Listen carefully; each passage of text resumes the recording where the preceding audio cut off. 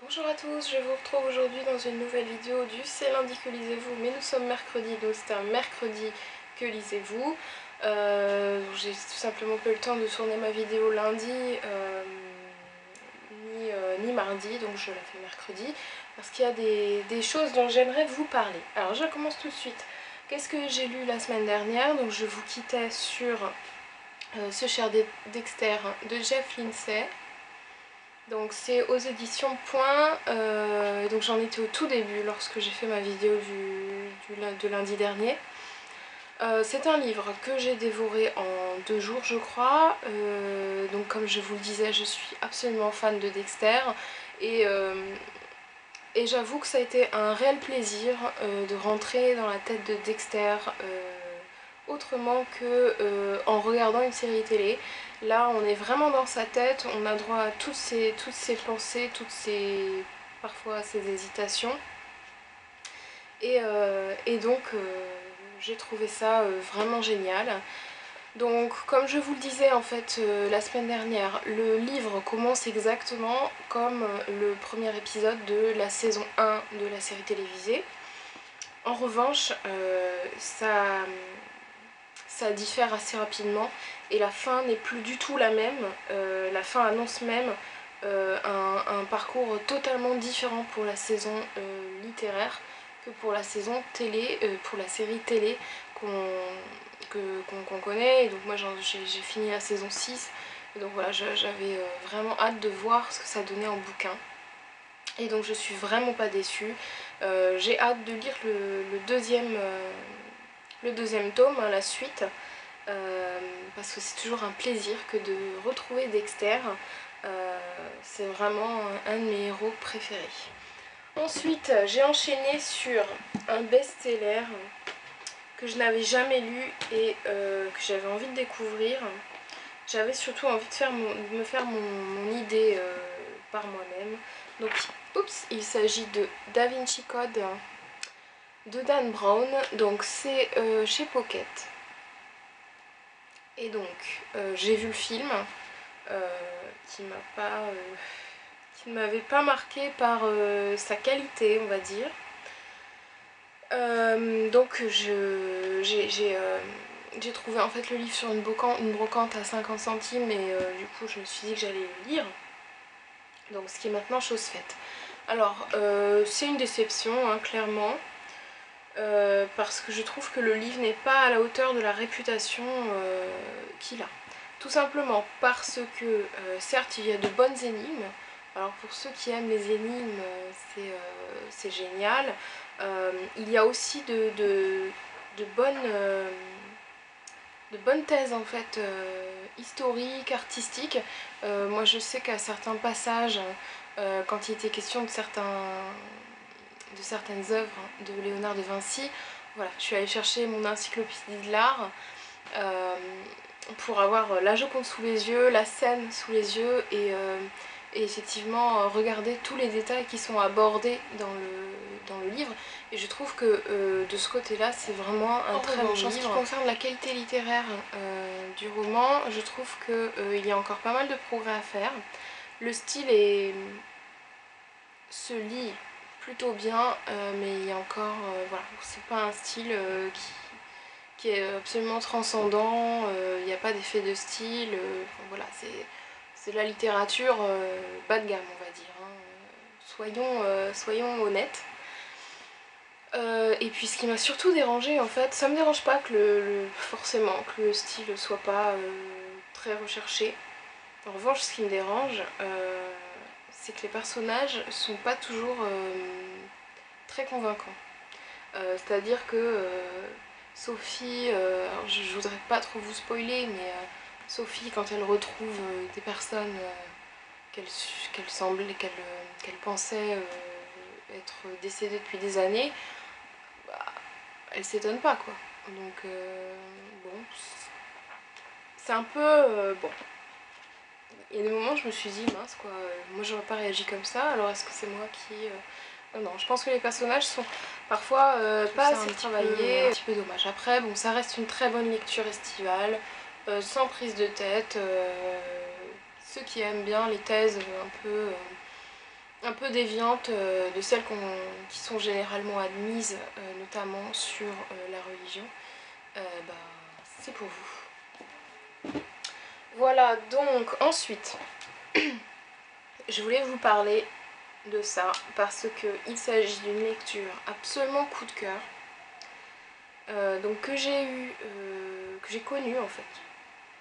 Je connaissais pas du tout avant. Par le biais d'un partenariat donc sur Livre Addict avec l'auteur JSK. Et donc ce livre, c'est Pourquoi les gentils ne se feront plus avoir, donc que j'ai eu en e-book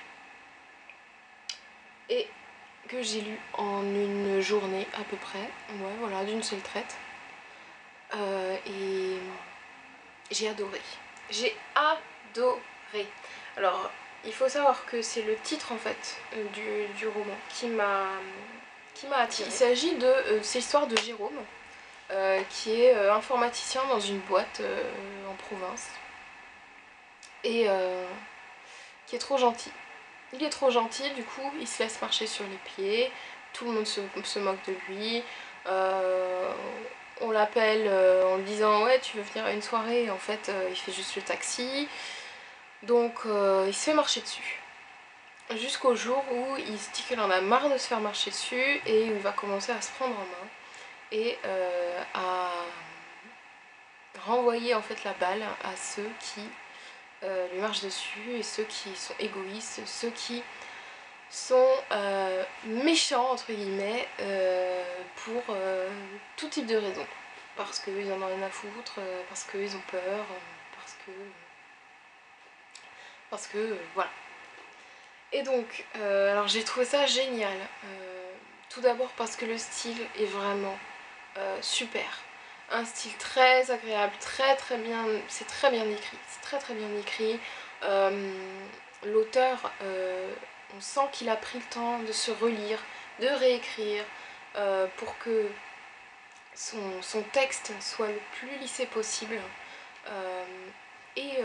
C'est vraiment un régal. Ça me fait penser en fait à la plume de Sir Cédric qui écrit pareil de manière très précise, très agréable et qui retravaille son texte jusqu'à ce que l'ensemble soit homogène et fluide. Et donc là, vraiment un énorme plus au niveau de l'écriture. Je trouve ça vraiment très bien écrit. Au niveau de l'histoire, donc ce Jérôme, il est terriblement attachant. Et donc moi j'ai aimé me mettre dans sa peau. J'ai aimé aussi la description de l'entreprise que j'ai vécue. Ça ressemble énormément à ce que j'ai vécu dans le cadre de mes expériences professionnelles. Et donc l'environnement en fait que décrit JSK, la boîte dans laquelle travaille Jérôme, avec ces personnages qui se foutent de votre gueule de manière détournée et qui quand vous les regardez dans les yeux ne savent plus que regarder leurs pieds, bah ça j'ai connu. Donc j'ai trouvé ça vraiment très réaliste en fait, très vraisemblable. Vraiment j'ai un énorme coup de cœur. Je laisse encore un petit peu de temps pour faire toutes les éloges que mérite le roman. Ensuite, qu'est-ce que je lis en ce moment? Alors je suis en train de lire, toujours sur mon Kobo, je suis très lecture numérique en ce moment, un roman que m'a envoyé un jeune auteur qui s'appelle Alexis SZ. Et donc ce roman, ça s'appelle Moi l'Indien. C'est un roman en 3 parties, j'en suis qu'à la première partie pour le moment et j'en suis au chapitre 11. Voilà, donc ça ressemble un petit peu à ça. Je peux pas vous montrer la couverture parce que je ne l'ai pas. Et donc pour le moment, bon, j'ai un petit peu de mal à rentrer en fait dans le vif du sujet. J'ai l'impression que ça s'éternise un peu, mais les personnages sont assez détaillés. Donc peut-être que c'est qu'au début en fait que l'action prendra de l'ampleur par la suite. Et ensuite, ce que je vais lire, donc j'ai toujours en tête le Harry Potter, hein, Harry Potter et le Prince de Sang Mêlé, donc J.K. Rowling chez Folio Junior, c'est le tome 6. Comme vous le savez, J'ai bien en tête de finir la saga Harry Potter pour cette année en fait. Et enfin, donc je ne sais pas du tout si ça sera des lectures qui seront dans l'ordre. Là pour le coup, je ne sais pas, mais je me suis inscrite à une lecture commune de Dôme, le tome 1 de Stephen King, donc chez Albin Michel. Moi qui n'ai jamais encore lu un seul Stephen King, je me suis dit qu'il fallait que je me lance. Et bah pourquoi pas celui-là, hein, avant d'aller vers les thrillers bien flippants, genre ça, Carrie, Shining, Cimetière. Voilà, moi qui suis un petit peu flipparde, je préfère commencer doucement. Ça se trouve, ça sera tout aussi flippant que les autres, puis je le sais pas, mais voilà, je sais pas. Faut bien que je me lance, donc je vous dirai ça. Voilà. Donc voilà pour mon petit bilan de lecture de la semaine dernière. Je continue, voilà, tout doucement mes lectures. Je vous souhaite une très bonne semaine, de très bonnes lectures. Je vous dis à très bientôt, j'espère pour lundi. Et voilà, je vous fais de gros bisous. À plus.